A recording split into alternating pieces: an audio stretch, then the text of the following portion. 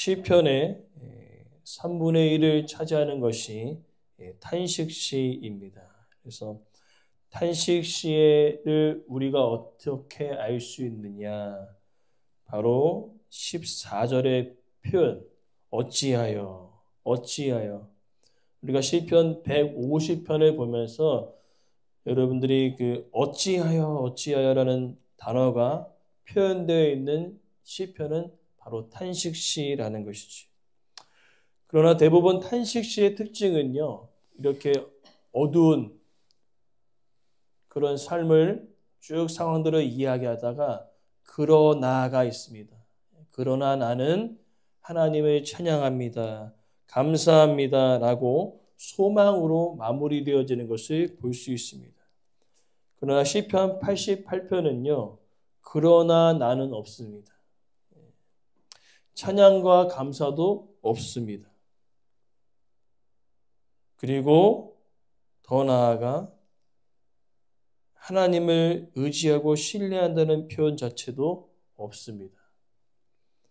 그래서 시편 150편 중에 가장 슬프고 우울하고 어두운 시편이 바로 시편 88편의 말씀이라는 것이지.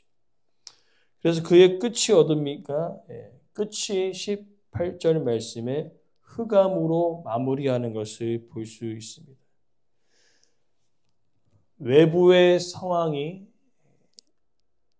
어두운 것뿐만 아니라 내면에서도 어두움이 느껴지는 때라는 것이지요. 즉 깊은 어두움이 지금 시작되고 있고 끝이 보이지 않는 상황 가운데 있는 것이지. 특별히 다윗의 시편 가운데 표현되어지는 표현은 사망의 음침한 골짜기로 다닐지라도 내가 해를 두려워하지 않는 것은 주께서 나와 함께 하시기 때문입니다. 즉 어두움이 있지만 빛이신 그 하나님의 은혜가 있다는 것을 확신하며 나아가는데 오늘 이 시편은요 여전히 어두움으로 마무리되어지고 있는 상황 가운데 있다는 것이죠.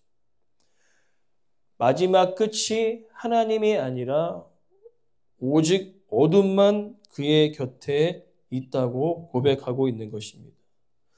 그렇다면 이 지금 끝없는 그 어둠 앞에 우리는 어떻게 해야 하는가? 오늘 시편 88편은요. 그 이야기를 하고 있는 것입니다. 내가 지금 어둠 가운데 있고 끝을 달려가는데 여전히 어두움에 있을 때 우리는 과연 어떻게 해야 하는가? 그것을 알 수 있는 표현은요. 1절과 9절과 13절이라는 것입니다. 모두 비슷한 단어지만은 주님께 부르짖는다라고 고백하고 있는 겁니다. 그래서 1절, 9절, 13절을 포함해서 세 단락으로 88편을 나누는 것을 볼 수 있습니다. 그래서 1절부터 8절이 이 어두움 가운데 있는 시편 기자의 고통을 다루고 있고 그리고 9절에서 12절은 그에 따른 변론을 하나님께 하고 있습니다. 그리고 13절과 18절은 여전히 어둠 가운데 있기에 혼란한 상황을 이야기하고 있는 것이죠. 오늘 이 사회 단락을 우리가 살펴보면서 끝없는 어둠에서 우리가 마지막까지 붙잡아야 할 것이 무엇인지를 함께 나누고자 합니다. 첫 번째로 고통이란 단어를 우리가 살펴보면 1절부터 8절이 시인의 고통에 대해서 이야기하고 있습니다. 1절에 주님께 부르짖습니다. 구원의 하나님, 주야로 주님 앞에 부르짖어 하나님께 나아가고 있는 것을 볼 수 있습니다. 즉 끝없는 어둠 속에 여전히 시인은요. 하나님 앞에 부르짖는다는 것입니다. 무엇이냐면 지금의 상황, 그 어둠의 상황을 끝날 분이 오직 하나님 되심을 그는 알았기 때문에 기도하고 있는 것을 볼 수 있습니다. 그리고 다른 것을 구하기보다 대부분 구원의 하나님 상황들을 어떻게 좀 해결해 달라는 그런 기도보다는 2절 말씀을 보니까요. 나의 기도가 주 앞에 이르게 하소서. 무슨 뜻이냐면 지금 상황을 구원해 달라는 그 의미보다는 그냥 단지 하나님 내 이야기를 좀 들어주셨으면 좋겠습니다. 라는 표현을 하고 있는 것을 볼 수 있습니다. 그러니까 이 끝없는 어둠이 계속되어지니까요. 지금 구원해 달라는 그 의미보다는 일단은 내 말을 좀 들어달라는 것이죠. 왜 그렇습니까? 끝없는 어둠이 계속되어지다 보니까요. 하나님이 아예 내 말을 듣지 않고 계시다라는 그런 상황들을 만났기 때문에 그렇습니다. 그렇기 때문에 뭔가를 상황들을 구원해 달라는 이야기보다는 하나님 그냥 제발 내 목소리를 좀 들어주십시오 라고 기도하고 있는 것을 볼 수 있습니다. 왜 그렇습니까? 3절에 지금 현재 자신의 상황들을 이야기하고 있는데 재난이 가득하고 생명은 수월에 가까워졌다는 것입니다. 즉 끝없는 어둠 속에 있을 때 지금 나의 상황은요. 죽음 앞에 있는 그런 상황이라는 것을 이야기하고 있는 것입니다. 4절의 표현도 마찬가지죠. 무덤에 내려가는 자 같다는 거죠. 힘없는 용사처럼 힘이 다 빠졌습니다. 왜 그렇습니까?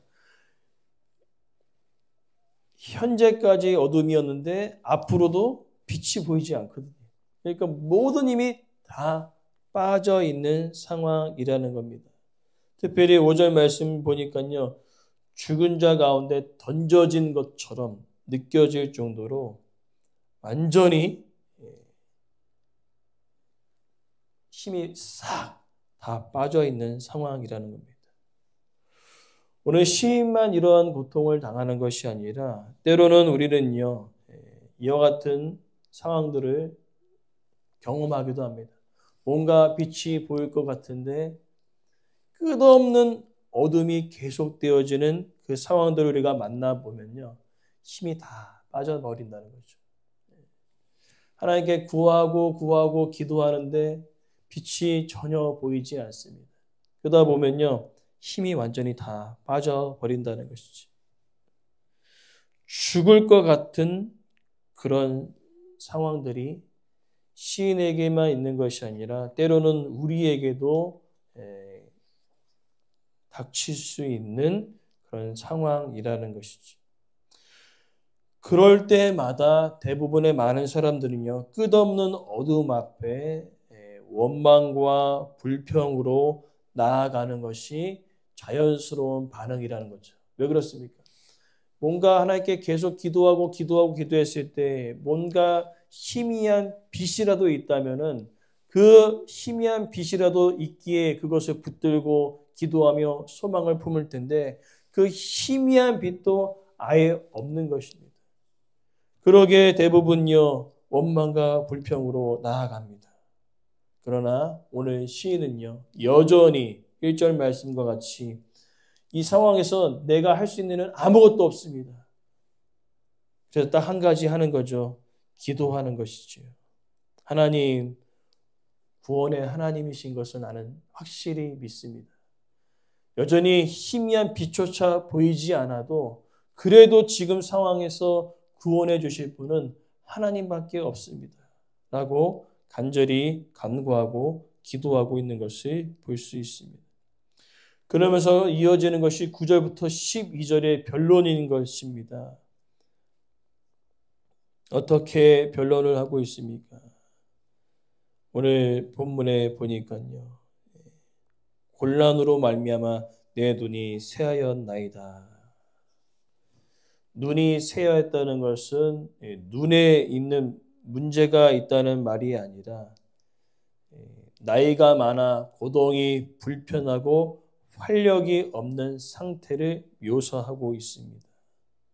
앞서서 4절과 같은 비슷한 표현이죠. 힘없는 용사처럼 축 늘어져서 힘이 하나도 없는 그러한 상황들을 묘사하고 있습니다. 그러면서 10절부터 12절에 안타까운 자신의 마음을 하나님께 이야기하고 있습니다. 주님, 주께서 죽은 자의 귀한 일을 보이시겠나이까? 유령들이 일어나 주를 찬송하리이까? 주의 인자하심, 주의 성실하심, 주의 공의, 이 세 가지를 이야기하고 있어요. 주의 인자하심, 주의 성실하심, 주의 공의. 어디에 있습니까? 지금 현재. 하나님 주의 인자하심을 내가 믿고 주의 성실하심을 믿고 주의 공의를 내가 믿는데 지금 현재 그것이 전혀 내 삶 가운데 있지 않음을 이야기하고 있는 것입니다. 하나님, 주의 선하심과 인자하심과 공의를 내가 믿는데 과연 언제 그 일이 내 삶 가운데 임하겠습니까? 저는 여전히 끝없는 어둠 속에 희미한 불빛이 없는 그 순간에도 나는 하나님께 나아가 간절히 간구하고 있는데 왜 주의 인자하심과 주의 성실하심과 주의 공의는 여전히 내 삶 가운데 있지 않습니까? 하고 하나님 앞에 간절히 기도하고 있는 것을 볼 수 있습니다. 그러면서 여전히 어둠 가운데 있었기에 13절부터 18절은요. 이제 혼란의 상황에 빠지는 겁니다. 13절에 그래도 하나님께 기도하고 있거든요. 그러나 실제적인 시인이 느끼는 감정은요. 바로 14절 말씀이죠. 나의 영혼을 버리셨습니까? 주의 얼굴을 내게서 숨기셨습니까? 그 다음에 15절의 표현이 시인의 가장 힘든 마음을 표현하고 있습니다. 어릴 적부터 고난을 당하여 죽게 되었습니다. 실제로 어릴 적부터 고난을 당하였다는 그 의미가 아니라 지금 시인이 느끼는 감정이 이처럼 아주 힘든 상황임을 이야기하고 있는 것이죠. 즉 끝없는 어둠을 계속 경험하고 있다는 표현을 어릴 적부터 고난을 당하였다는 표현을 하고 있는 거죠. 그러니까 과거에도 현재에도 앞으로도 지금 느끼는 감정은 무엇입니까? 어둠인 거죠. 과거도 어둠이고 현재도 어둠이고 앞으로도 어둠이라는 것입니다. 그래서 그것을 느끼는 것이 16절부터 18절에 계속 등장하는 주께서라는 거죠. 이 어둠, 끝없는 어둠이 주님께로부터 온 것임을 느꼈다는 것입니다. 주의 진노가 내게 넘치고 주의 두려움이 나를 끊어버리고 주는 내게서 사랑하는 자와 친구를 멀리 떠나게 하셨습니다. 현재 무엇을 느끼고 있냐면요. 이것은요. 누가 당하여야 하는 것은 바로 하나님의 원수들이 당하여야 하는 것이라는 거죠. 주의 진노와 주의 두려움과 흑암은요. 하나님을 찾는 자들이 당할 것이 아니라 오히려 반대로 하나님을 대적하는 자들이 당하여야 되는데 지금 현재 자신이 당하고 있는 것처럼 느껴지고 있는 것입니다. 그래서 왜 그런지 모른다는 겁니다. 내가 죄로 인하여 이렇게 된 것인가? 아니면 하나님께서 나를 연단하시고자 이렇게 한 것인가? 전혀 모르는 겁니다. 느끼는 것은 뭡니까? 원수들이 당할 그 끝없는 어둠이 지금 현재 내가 당하고 있는 것처럼 느껴지고 있습니다. 오늘의 삶 속에 죄로 인하여 또 하나님이 우리를 연단하고자 하는 그 상황, 우리는 솔직히 분별하기가 어렵습니다. 오늘 시인 자체도요, 분별하기가 어려웠던 것 같습니다. 여전히 나는 하나님께 기도하고 있는데 혹여나 내가 죄로 인하여 이렇게 어둠을 만나고 있는가? 아니면 하나님께서 내 삶을 연단하시고자 이 어둠을 나에게 주셨는가? 전혀 분간이 안 되는 혼란스러운 상황에 빠져 있습니다. 오늘 우리도 이와 같이 경험할 때가 있다는 것이죠. 나의 죄로 인함인가? 아니면 나를 연단하고자 함인가? 혼란에 빠집니다. 그리고 주의 진노와 두려움과 흑암은 하나님을 멀리 떠났던 원수들이 당하여야 되는데 지금 현재 내 안에 있다는 것이지요. 그래서 결론은 뭡니까? 흑암에 두셨습니다. 그리고 딱 끝나버립니다. 어떻게 해야 될까요? 결론이 어둠으로 끝났습니다. 그러나 오늘 우리가 기억해야 할 것은 1절과 9절과 13절의 표현이 88편의 이 문제를 풀어가는 핵심 구절이 되어지는 거죠. 무엇입니까? 두 가지의 교훈이 있습니다. 신실한 자, 하나님의 말씀을 따라가는 자들에게도요, 어둠을 경험할 수 있다는 겁니다. 근데 그 어둠이 아주 오랫동안 경험되어지는 어둠의 시간이 될 수 있다는 것이지요. 그러나 확실한 것은요,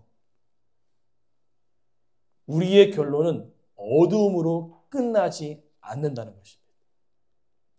오늘 시편이 어둠으로 마쳤다고 우리의 인생이 어둠으로 끝나는 인생이 아니라는 것입니다. 왜 그렇습니까?